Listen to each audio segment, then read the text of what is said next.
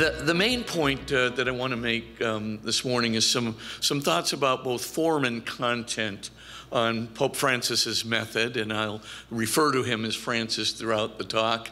As you probably know, my original title was the Jesuitical Hermeneutic of Pope Francis, and right now I'm going to sort of change it to the Jesuit, the Hermeneutic of Pope Francis, but I meant Jesuitical in that clever way, because I don't think that Jesuitical means only pertaining to or of the Society of Jesus or the Jesuits, though I certainly mean it in that way. Pope Francis does belong to the Society, and he is very much a man of the Society of Jesus.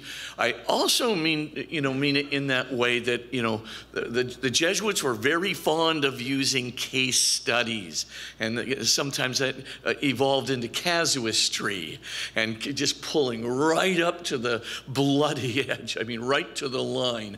And of course, that gave them that reputation for being sort of clever. Now, I don't mean Jesuitical in the pejorative sense, but I do mean that Pope Francis does have a little bit of that kind of pushing it right up to the line in him, but he has a reason for it. And the reason he has for it, I hope to elucidate, is grounded in 4 areas of the Society of Jesus. More on that in a moment. Before I begin, though, I think it's really important to talk about the form as well as the content of Pope Francis's encyclical letters. And the reason is because a Pope Francis encyclical is not like a Pope Benedict or a St. John Paul II encyclical. Very different kind of writing. This is not logical procession of principles. This is not a clear elucidation of a moral doctrine. Pope Francis's encyclicals, as I will try to make clear, those encyclicals are really what I'm going to call in a fourfold format, very close to what I might call a Jesus hermeneutic, much closer to maybe a John the Baptist hermeneutic, an Isaiah hermeneutic, a prophetic hermeneutic in many ways, but it's, with a Jesuit overtone and undertone, for sure. The point, though, is Pope Francis kind of has a fourfold method in these encyclical letters, and I'm including in encyclical letters, right, like post-synodal instructions, like Amoris Laetitia and letters like that. So what we want to take a look at, though, is to recognize how he works. He starts with edification, building up, moving into the glory of God, kind of hooking people in, to God's glory manifest in people, in history, in nature, wherever it may be. The second phase, as I'll try to make clear in a second, is a challenge, a prophetic challenge. Almost a stinging challenge to try and get people to think. The third part of just about every encyclical letter is an invitation. It's an invitation to have people who are not generally part of what I'm going to call the Catholic convinced, to have them come in. These would be people who are alienated from the church, people who may have, in some sense, written the church off, and we know there are plenty of academics, at least I've been in the academic business for a long time, and might have written off the church as this anachronistic institution that doesn't care about social theory, doesn't care about the environment, doesn't care about science. We know this is completely false, but they don't know that. And so he's trying to get people to take a look at us in a different way before they set up the straw man, before they write us off, to try and extend an invitation. So it moves then from edification to challenge to invitation, and then finally to call and resolution. And I would submit that this is a very different kind of encyclical method than anything, right, that previous popes have done. I mean, I myself see a lot of this in St. John Paul II. And certainly in his encyclicals about the family and other encyclicals. But, you know, it's a different form, and it's manifestly a different form.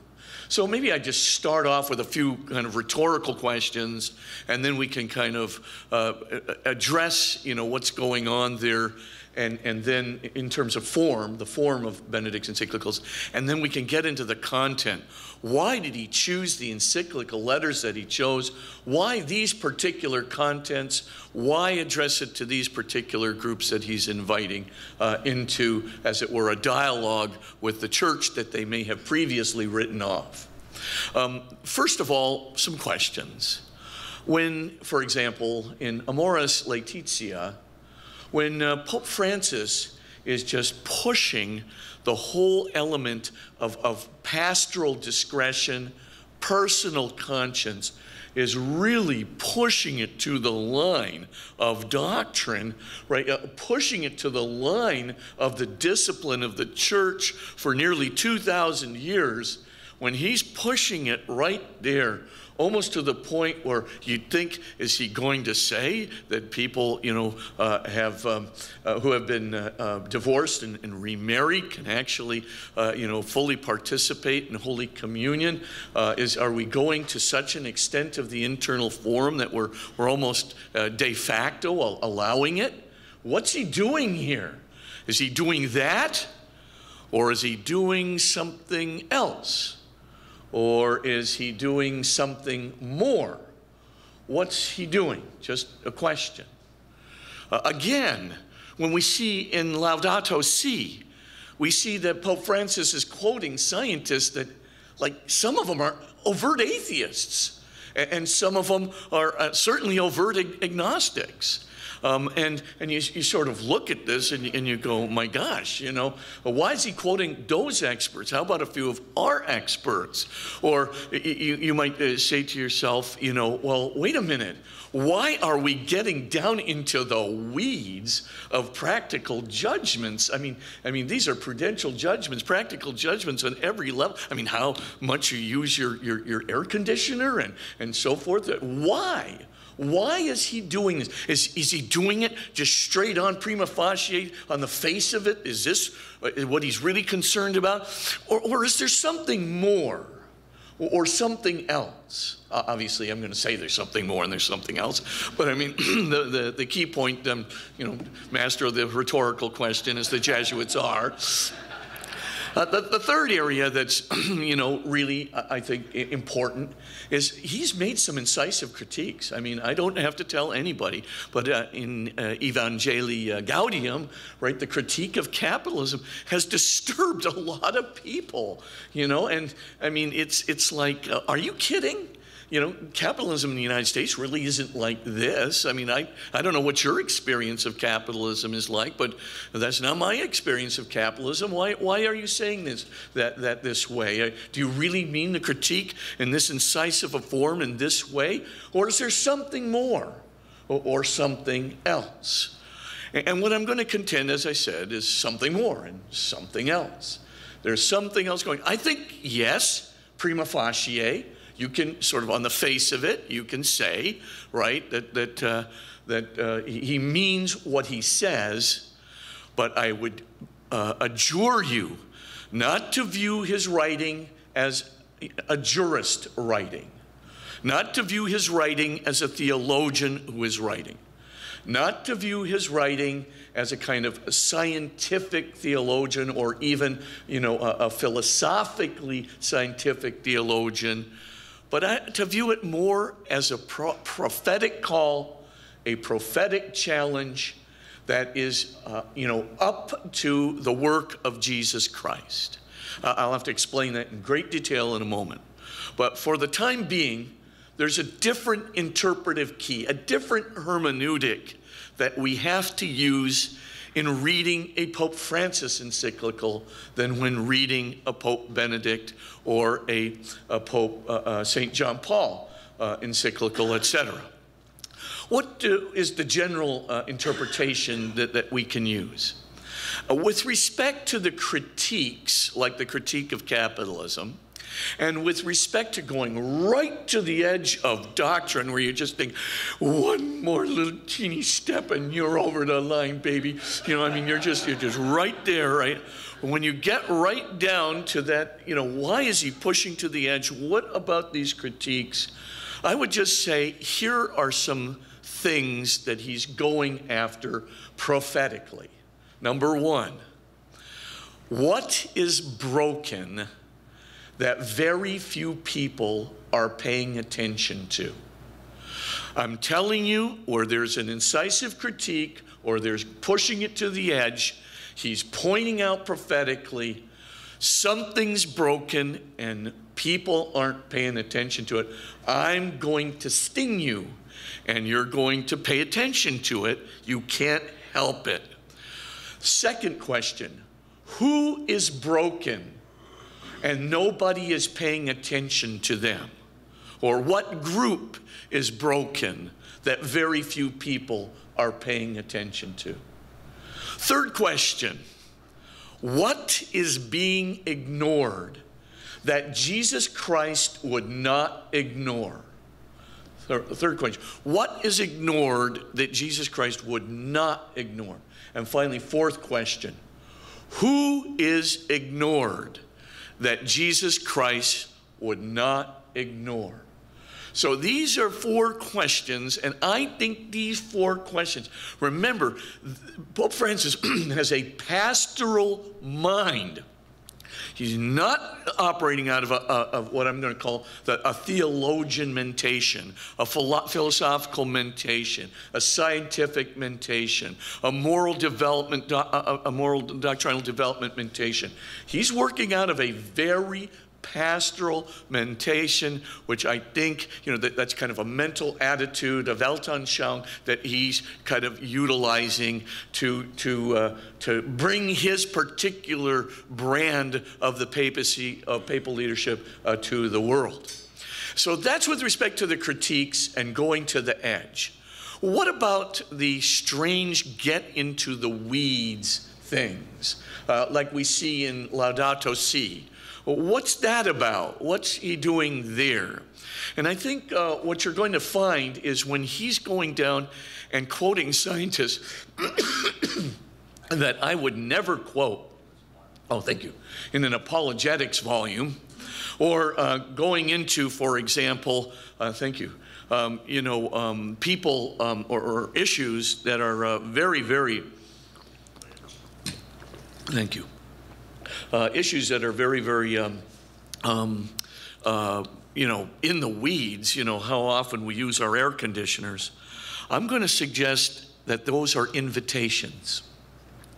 So one thing is about challenges, right? Those are the critiques, and those are going to the edge. The other things are invitations.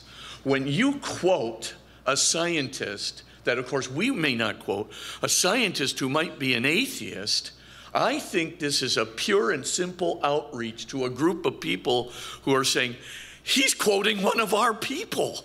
Maybe the church really does care about this issue from our perspective. Maybe the church is listening to this perspective, and of course, they're quoting one of ours. I mean, that's a huge deal to a person who feels like, well, they don't care about us. They're an anachronistic institution. They don't care about the environment. Of course, none of these things are true. None of them. But they think it's true because they've already set up the straw man in their mind, and they're already going to shoot the straw man down until you quote somebody from their camp, at which point it's really hard to mow down their own guy as a straw man. I'm telling you, there's a genius to what Pope Francis does. You talk about the air conditioner issue, and you go, what? I mean, this is a doctrinal statement, and you're air conditioning? Are you kidding me? But this is of concern to, and some people are going to look at that and go, he cares about the air conditioner issue. That's one of our issues.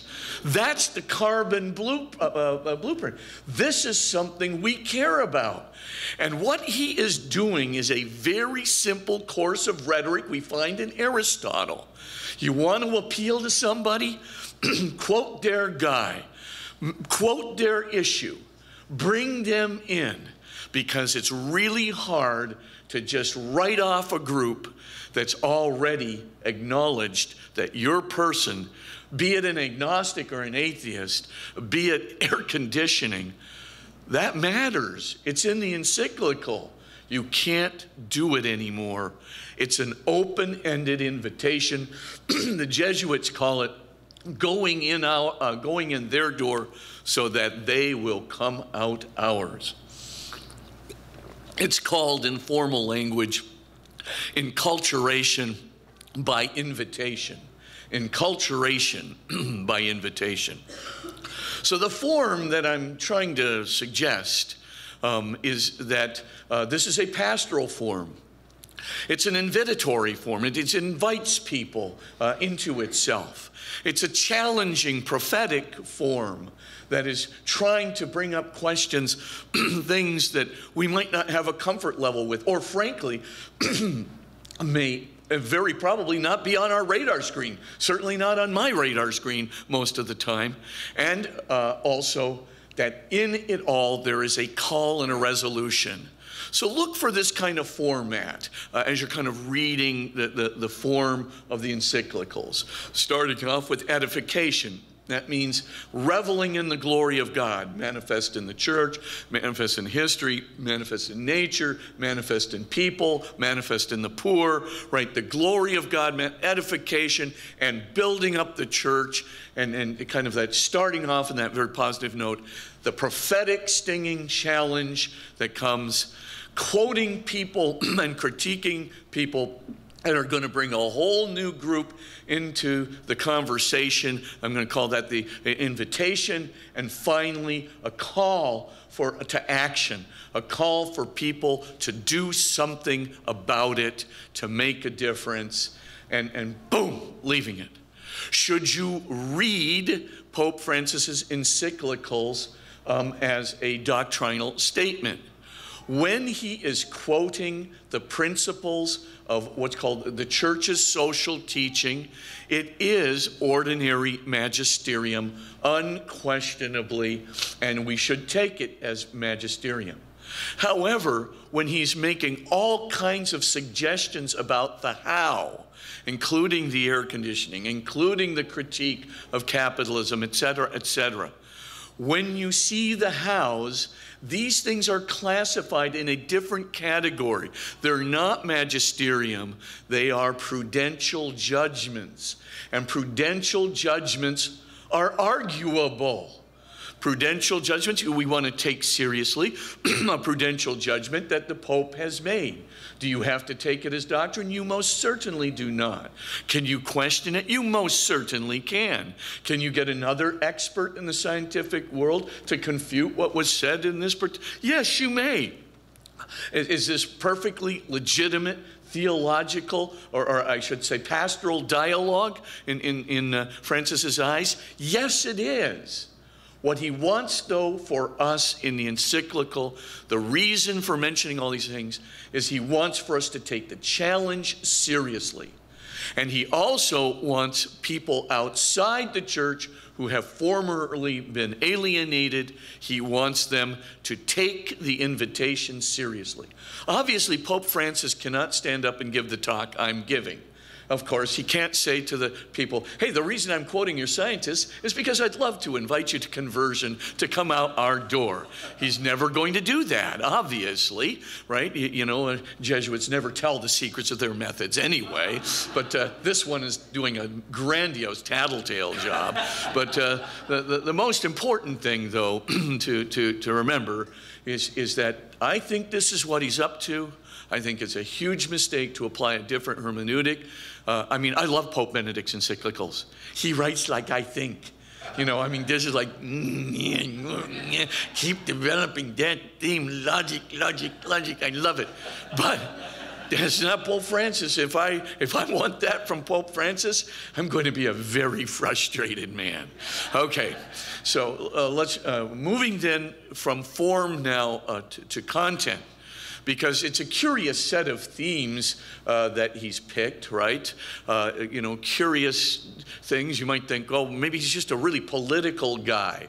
That's why he picked the themes he picked. That explains his critique of capitalism. He's leaning left. He's leaning socialist. You could say that, but I don't think that's true. I think there's much, much deeper reason. You could say, well, he's interested in the environment.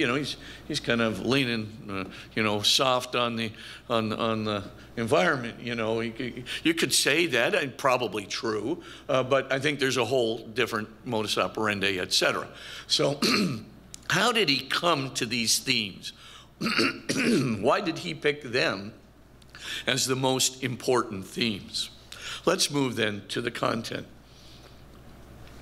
Who is Francis, and how was he shaped?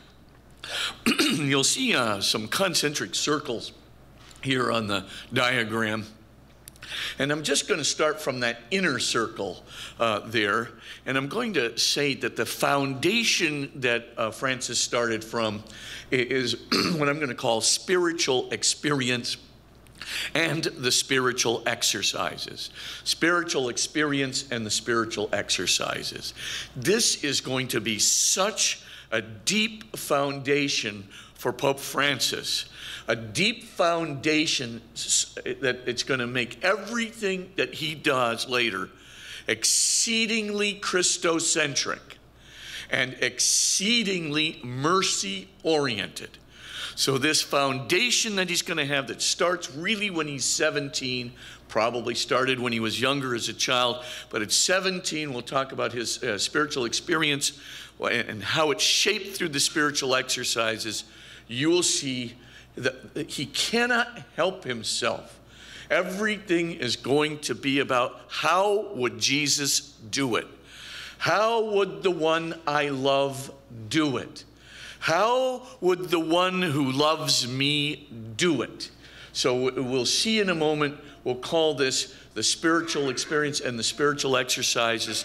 This is going to be a foundation based on his interpersonal love of Jesus and Jesus' love for him that makes him want to imitate Jesus and to constantly ask the question, how would the Lord who loves me and whom I love do it? Number two, the second thing that informs Pope Francis is what St. Ignatius of Loyola would have called the Magis, with a definite article. And when you say, Magis, as you know in Latin, means more. But when you put a definite article in front of it, when you say the Magis, right, that means the even more, the going to the edge, the pushing things as far as you can push it. I mean, to the end of the world if you have to. The St. Francis Xavier kind of, I'm going to, Ignatius says, well, go to India, then Japan, then China, call me, call me. You write a letter when you get a chance, okay. I'll do it. And that's the Magis, right? The even more. And the best way of translating it in our language is like the greatest universal need. And I'll just put it, in a different sense. It's very close to our motto, ad majorem Dei gloriam. So, to the greater glory of God. So this, in a sense, Pope Francis is a man of the Magis, and we'll explain that in just a moment. But that is the end. That's where he's going. That's the telos. That's the objective. That's where that heart of his, grounded in Christ's love for him and his love for Christ, to imitate Christ. It's going all the way to the even more. He's going to do the work of 8 men and love it. I mean, that's what he wants. That's what Ignatius wants. That's what he's going to be about, and we'll talk about it. There's a third thing that's really, Pope Francis has a particular emphasis we'll talk about that arises out of the poverty of Argentina, which he very much experienced, arises out of the dirty war, arises out of the Jesuit rhetoric, at Medellin and Pedro Rupe, that arises out of, Santissimos Annos, right, and that he has totally embraced, that arises out of Gaudium et Spes, the pastoral constitution of the church.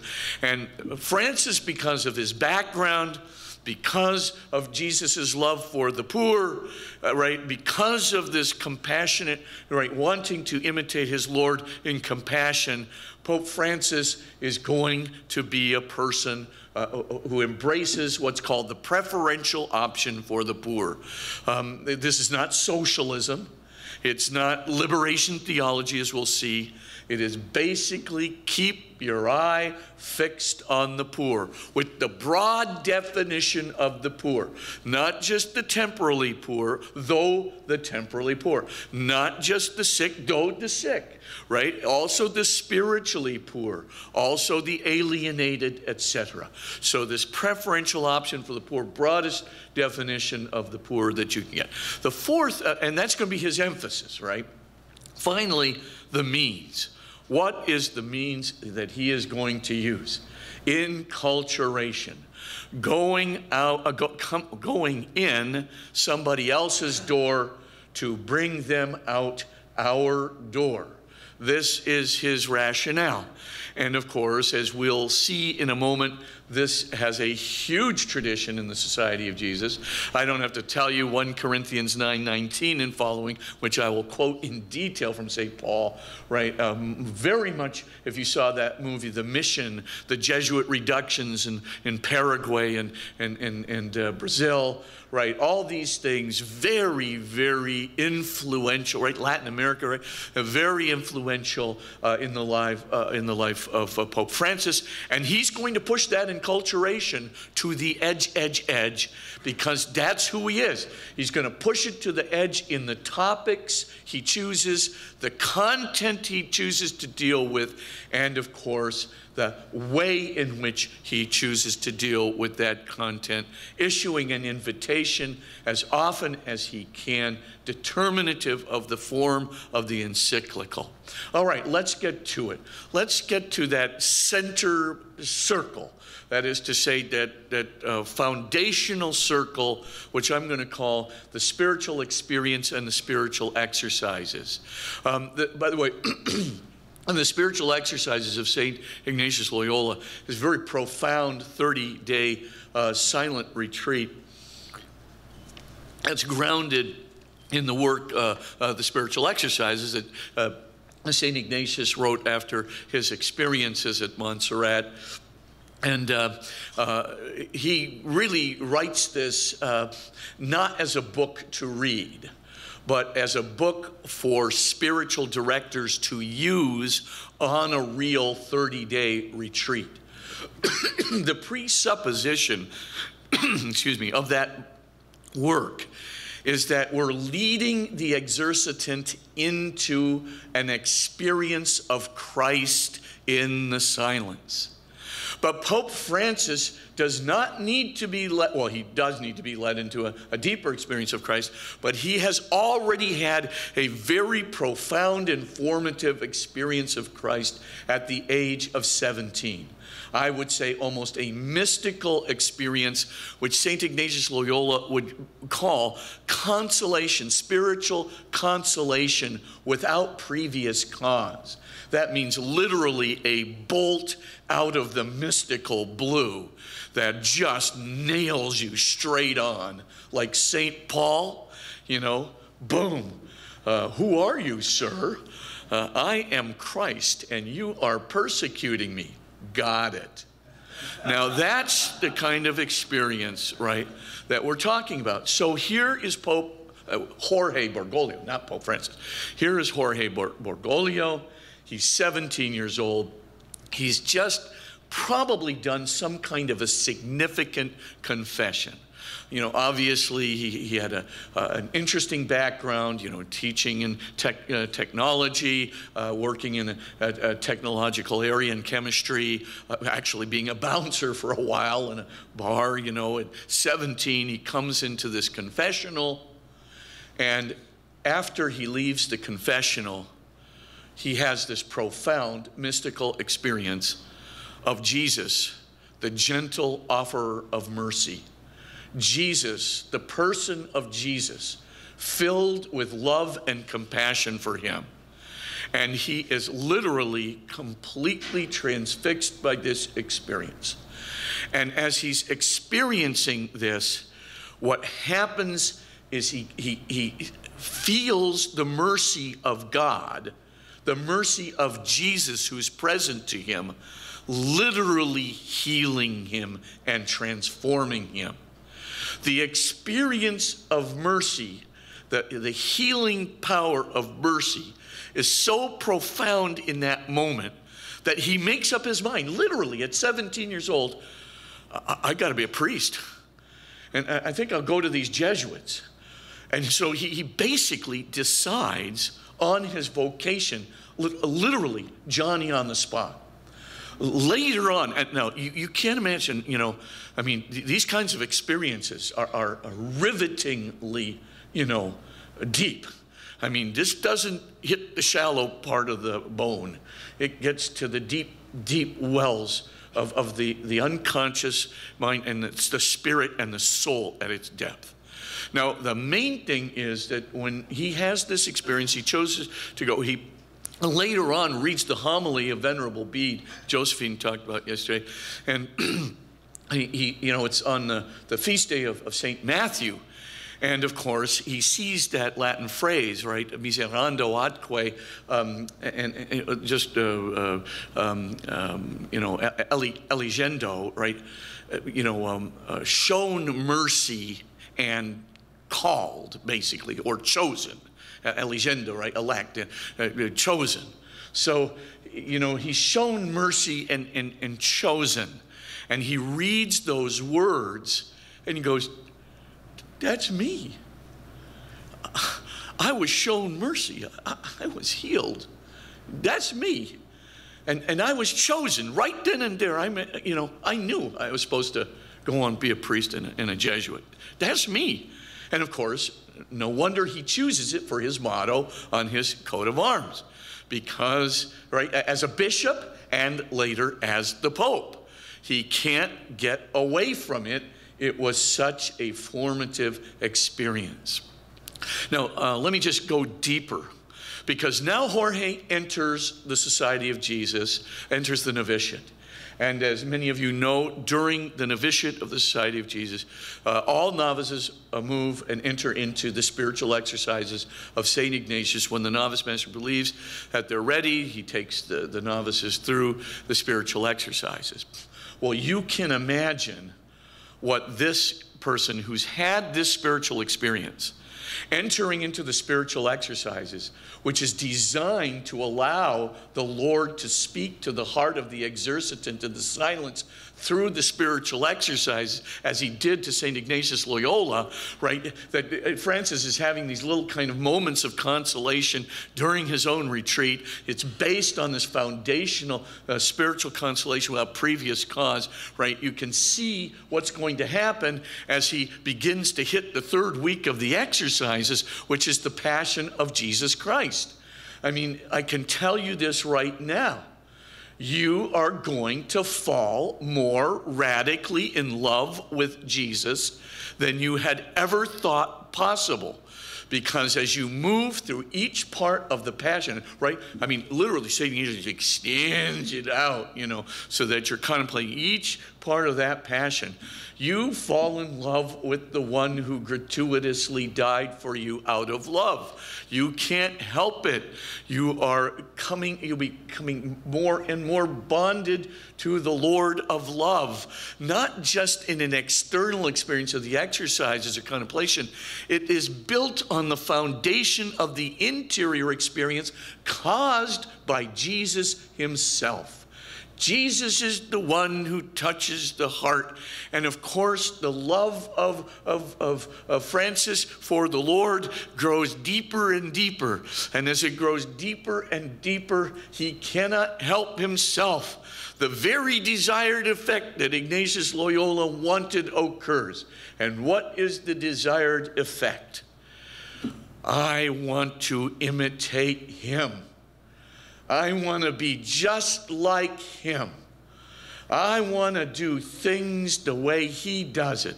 We're not talking about Christocentrism as an abstraction here. We're talking about Christocentrism of the personal heart. We're talking about, I so identify with you because of your love for me, which incites my love for you. I want to be like you. I want to do everything just like you would want to do. I want to just reach out to the people you want to reach out to. What do you want me to do, Lord? And of course, Ignatius has got these two meditations kind of surrounding, the third week. The first one's the kingdom meditation before the third week. The call of the king. Who is the king? Okay, he says, first consider an earthly king, but then Christ the King. Consider the ways he wants to do it. Then, we've got the two standards meditation, which comes after. And in the two standards meditation, there are two leaders on two different hills. And a standard is a flag, so underneath which the leader is standing, So it's like, and one leader is the devil, and he's got his standard, his flag, and the other leader is Jesus, and he's got his standard and his flag. And now this is the young Jorge Bergoglio, but he's in love with Christ. His heart is burning. Jesus is, leading him through the Spirit, And of course, consider how the devil works and what his call is. His call, first and foremost, is to riches. Aggrandize yourself, enrichen yourself, And then his call is to honors. That is to say, aggrandize yourself in the eyes of others. And the third call is to pride. Think yourself better than others. Think yourself more worthy than others. Come on, you are a little Messiah, aren't you? And of course, there's the call, of the devil. And of course, Jesus is on the other hill with the smaller army. And his call is, come and work with me. Come into the light, and I will give you the light. I'll give you the Holy Spirit. And above all, I will give you love and compassion. But here is the method that I will use.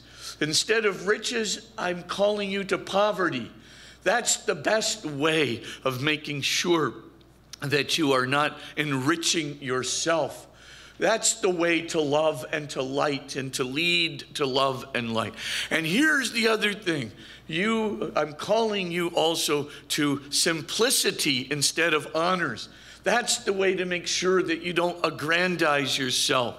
And finally, I'm calling you to humility instead of to pride, so that you will always remember that it is the Lord who is the Messiah, not me, not you, not you who is the Messiah, And of course, I call you to humility so that you recognize that it's not about being better, it's about how much service we can do for the light in humility. St. Paul recognizes it so profoundly. But what's my point? My point is, here's the young Jorge Bergoglio. He's going through the novitiate. He's reading about these two standards. If he's anything like me, he's going to go, I don't particularly like poverty.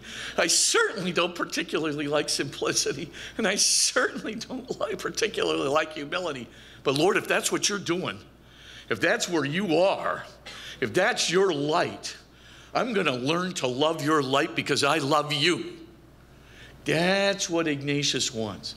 Yeah, Ignatius figured he's probably got a bunch of guys that he's calling that probably have some intelligence, some gifts and talents, and they're likely to have a little bit of the riches and the honors and the pride.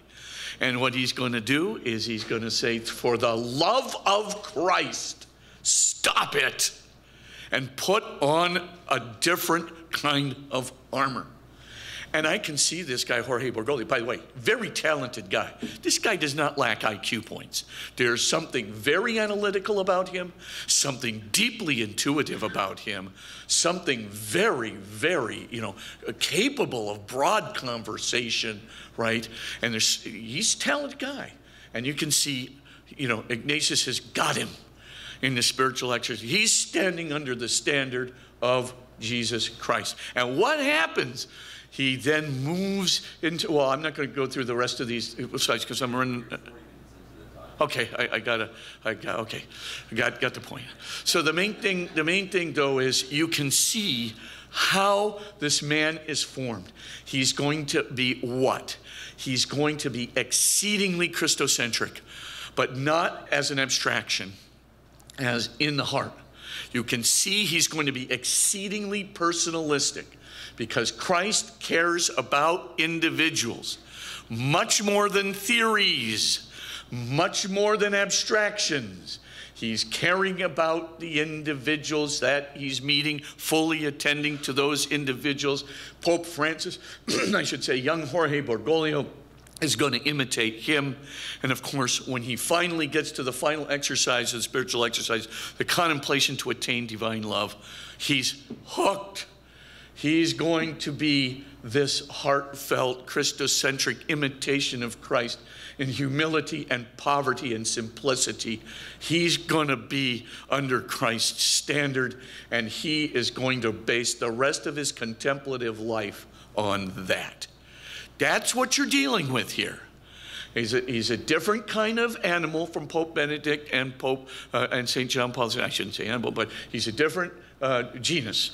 And so we got to maybe even sui generis. But anyway, the main thing is that's what you've got. Let's go to the second area, the end, the Magis.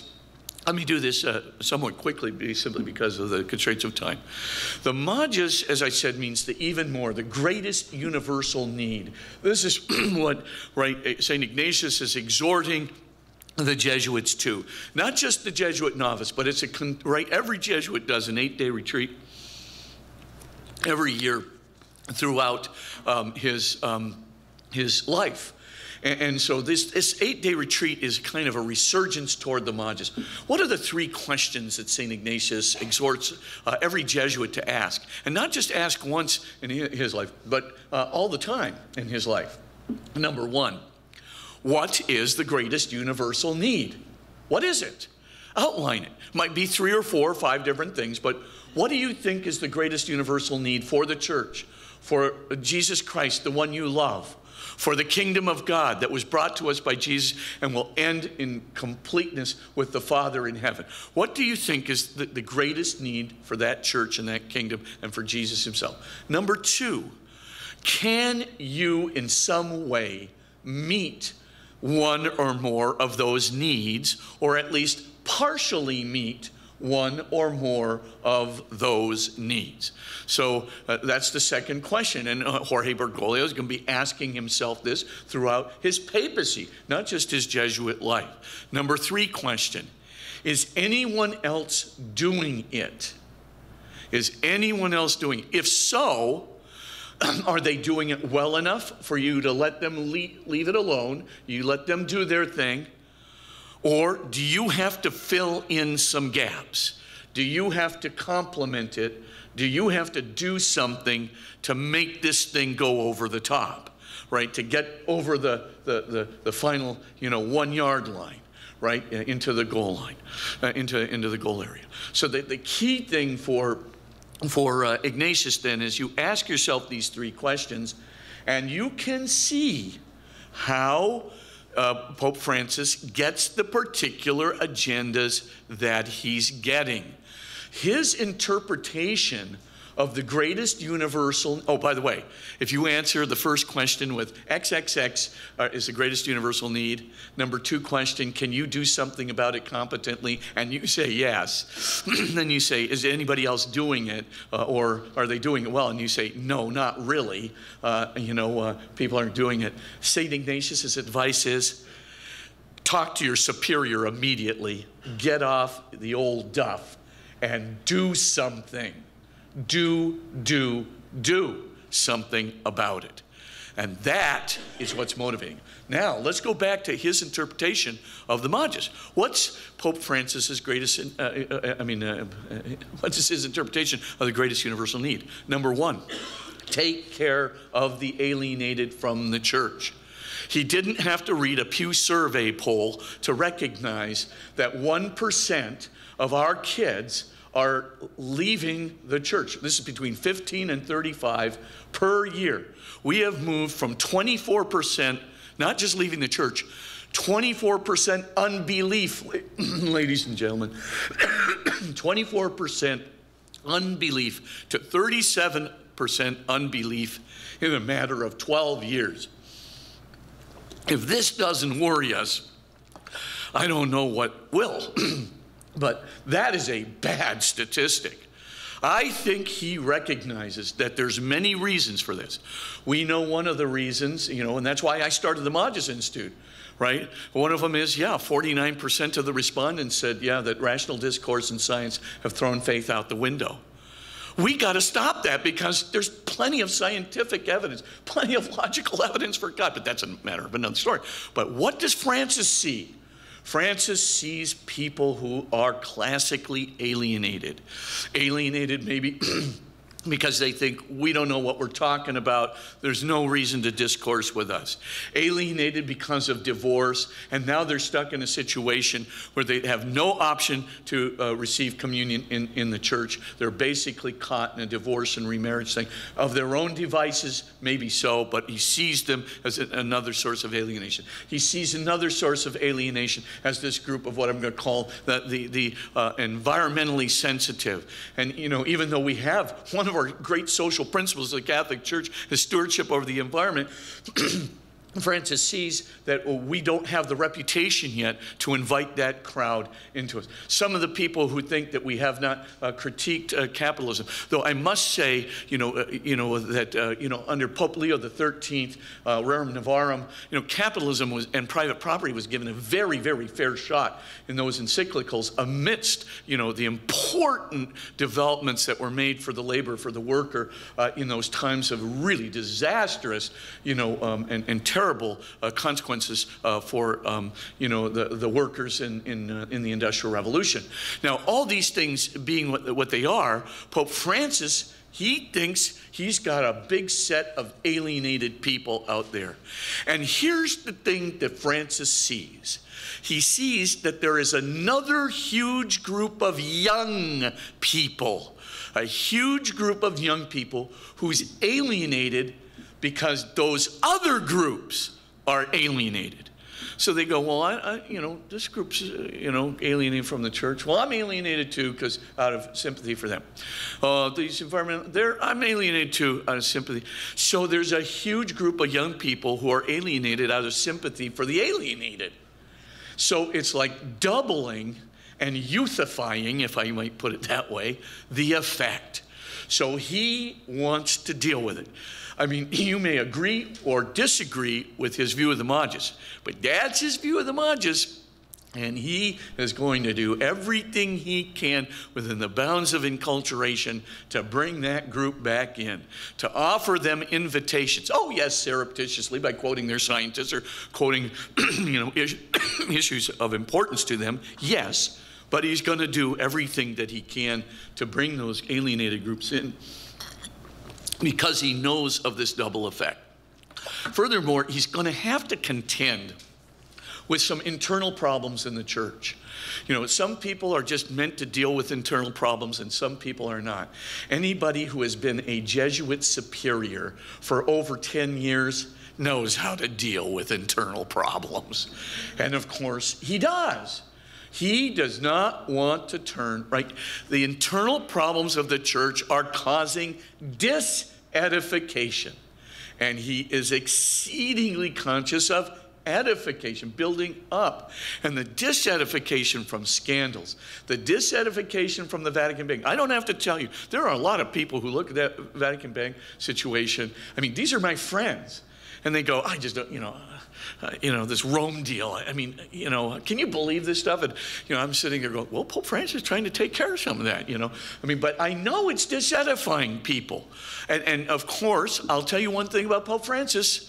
Right there like a puppy dog after the Magis, he is going to absolutely go after it, including reform of the Curia. Now, again, we can disagree. Would you reform the Curia the same way he did? Maybe not. But did it need some reform? It did. It needed, some, re-looking at some of the ways in which the bureaus are oriented, et cetera, just from a formal point of view. Skip the personnel issues. From a formal point of view, it needed some reorganization. And he has confronted it, and he will continue to confront it, and he'll do something about it, including renewing the clergy in poverty, simplicity. There's going to be a continuous call for the clergy to be humble, to be men of prayer, and for religious to do the same. Okay, 10 minutes. Okay, that's the Magis in a nutshell. Let me just get to the preferential option for the poor. This is his emphasis. Where does it come from? And then we'll have some time for questions. And the key dot for the preferential option for the poor is, as you know, 1 Corinthians 9:19. There is just no question that Pope Francis internalized it completely. I've become all things for all people, right? Says St. Paul. I've become a Jew for those who are Jews. I've become somebody who's under the law for somebody who's under the law. I've become somebody who's not under the law, a Gentile, for people who are not under the law, Gentiles, right? I've become free for those who are free. I've become weak for those who are weak. I've become all things to all men. I mean, this is the inspiration of St. Paul. And of course, you can see St. Ignatius of Loyola. Sounds right to me. And of course, St. Ignatius takes this and goes full bore. Absolutely full tilt with this, and of course, I don't have to tell you about the history of the Jesuits. I mean, look at Matteo Ricci. I mean, here is a guy, I'm not kidding you. He's going to China, right? So what does he do? He masters 3 dialects of Chinese fluently. Then he grows his hair into a big pigtail, grows a Fu Manchu mustache, wears a kimono and Chinese sandals, and he walks right up to the emperor and says, boy, I can teach you about astronomy and mathematics and things you have never even dreamt about. And he's talking in perfect Chinese, and he goes, you're not Chinese. He says, I know, but I respect you. I want to be like your mandarins. I want to, speak with you. What is Matteo Ricci's intention? None other than to get into the court of China, to tutor the emperor and all these things, so to convert him and convert the whole of China. That's his ambition. That's what he wants to do. By the way, the Christian church has done this. It's not Jesuit property. This is St. Paul. This is the whole early years of Christian formation and adaptation to Roman culture. It's the whole missionary spirit. So much so that in Gaudium et Spes number 44, we've got the dictate that enculturation, essentially, right? They call it the appropriate adaptation of the Word of God to the culture, is the entire seat of evangelization. It's the beginning part and the context of all evangelization. You gotta go in their door in order for them to come out your door. You make no concessions, not concessions to doctrine, of course, or concessions to dogma. But if you don't make concessions to things that can be conceded, to go in their door, to show them that you care, to show them that you're in dialogue, to show them you want to listen, it's going to be really hard to make disciples. The best missionaries have known it. Matteo Ricci almost got away with it, by the way. He almost got away with it. He got right to the emperor. He was tutoring the emperor. They sort of caught up with him. But nevertheless, boy, that was you talk about a big, hairy, audacious goal. A big BHAG, right, that Jim Collins talks about. I mean, this was it. I mean, and the Jesuit reductions, I mean, in Paraguay and Bolivia. Yeah, let's bring 3 million, Indians, into these big, huge collective farms with aqueducts where they're building cathedrals and printing presses way before they ever happened in North America. And let's just go ahead and let them compose their music and do all of these different things, right?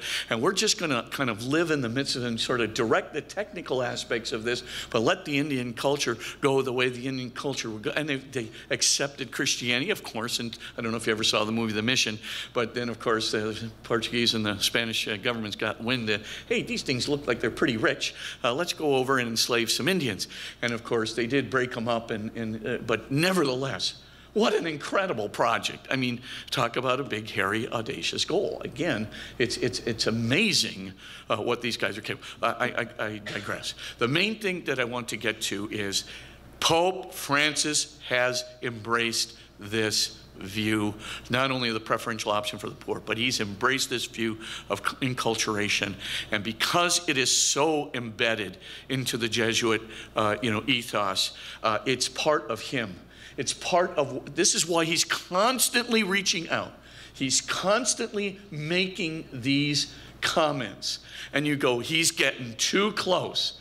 Now, I might say in some cases he's getting really too close. But I'll also say, I know what he's up to. He's trying to get a common point of dialogue where somebody will think that he's listening to them, which means that they are invited not only into the dialogue, but invited into the church, particularly if they have in the past been alienated from it. And this is crucial. So for Pope Francis, then, what he's going to do things that we're going to look at as being really radical. And by the way, there were a lot of people who hated what the Jesuits were doing in the Chinese rights controversy, right? I mean, they absolutely did not like it. They thought we pushed too darn close to the edge. And there's no doubt that when you're trying to get a dialogue going with very disparate communities, you probably can push too far. Now, the danger that Archbishop Chaput talked about yesterday is also really important. For those of you who are there, who weren't there, essentially what he said is you've got to be very careful when you make these comments that are invitatory, right? They're inviting people, into the church, right? You're making comments that seem like you're kind of loosening a bit, on your doctrine. That there's a great deal of personal or pastoral consideration for this. So you're making these comments. You have to be very careful that you just don't alleviate guilt, and instead of making an invitation, you just get people thinking, well, not so bad after all. I guess I don't need a church. Bye. That is the danger. And so, is Pope Francis's strategy walking on a tightrope wire? Yes. Yes, it is. There's dangers on either side. You don't want to fall off, right? But then again, Pope Francis is a G.K. Chesterton kind of guy. I mean, he's the kind of guy that says, look, I've got this steed that's pretty much romantic idealism and another steed that's rationalism. My rationalism steed is almost telling me, just get on me, I'll keep you steady. Don't worry about these emotions, ideals, and things of this nature. Kind of lobotomize your heart, you'll be okay. Then the romantic steed is saying, right on me, you're going to be higher than I. You're going to be just an emotional, idealistic ideologue. Go with me. Don't worry about reason, all those prudential judgments. Just let it go and just get high on the emotion. But of course, as Chesterton suggests, no, actually, even though you think the steeds will rip you apart, your better bet is to have one foot in one stirrup and another foot on the stirrup of the other horse and ride between them, because they won't tear you apart. Instead, they will keep you galloping. And the point I think that is really important, this is the risk that Pope Francis is willing to take. He is a risk taker. There is no risk-averse bone in his body. Why? Because he is a man of the Magis. What does this mean? This means that we have to very much kind of interpret benevolently, but interpret what he is saying so that we make sure that people don't get misimpressions, that they don't think that divorce and remarriage is suddenly being challenged in the church, that they don't think that Pope Francis is challenging the indissolubility of marriage, that Pope Francis is in love with atheist interpreters of environmental movement, that Pope Francis hates all capitalism and really he's just a Marxist or a socialist in disguise. He has made overt attempts to distance himself from liberation theology and from Marxism on every score. But he does have a critique of capitalism extending into the abuses that capitalism has had in the history of Latin America and in the history of the West during the Industrial Revolution. And of course, even though he, I don't think, has a good experience of American capitalism, and there's a very good experience of American capitalism, I think that needs to be a corrective. But we can do this. We can be good interpreters. Hermeneutic, interpretation, right? We can be really good interpreters of the content and the form of the encyclicals of Pope Francis, so that we are not undermining his message, but we're not undermining the doctrine of the church. We're not undermining the unity of the church, but rather trying to give what St. Ignatius of Loyola called the better interpretation. A better interpretation which is sophisticated, a better interpretation which respects the Magis and the risk, but at the same time points to the dangers without saying that they are overwhelming dangers. As it were, we don't have to enter into the risk in the same way that Pope Francis does, but I think we have to at least point to the dangers, but at least say, you know, is it worth it to thread the needle? And maybe it's not worth it to thread the needle.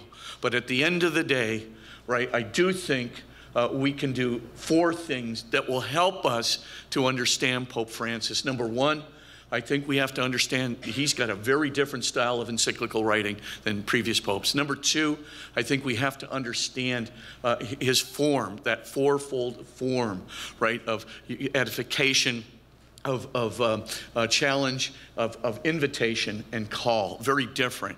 Number 3, I think we have to understand where he's coming from in terms of his content, the selection of issues, the way he addresses the issues, in terms of the spiritual exercises and the spiritual experience of Jesus loving him, that Christocentrism and that personalism. Secondly, I think we need to understand the Magis, the even more, the take the risk, the go to the edge. I think we have to understand, you know, the preferential option for the poor, which is such a part of his emphasis, and the compassion that he holds toward the poor in the largest definition of the word. And of course, the enculturation, which Gaudium et Spes says is the foundation stone for all evangelization. Fourth, I think we have to legitimately point to the dangers that are there in pushing everything to the edge. I think we need to point to the fact that maybe we wouldn't have chosen this particular person or critique capitalism in that particular way. You can do that, you know. It's a prudential judgment. We have the right to disagree. But the point is to do it benevolently, to do it in a fashion that doesn't undermine his challenge or his invitation. That means we're on the tightrope too, the proverbial tightrope as interpreters, faithful interpreters of you know, the teaching of this very, very different Pope, Pope Francis. Thank you so very, very much.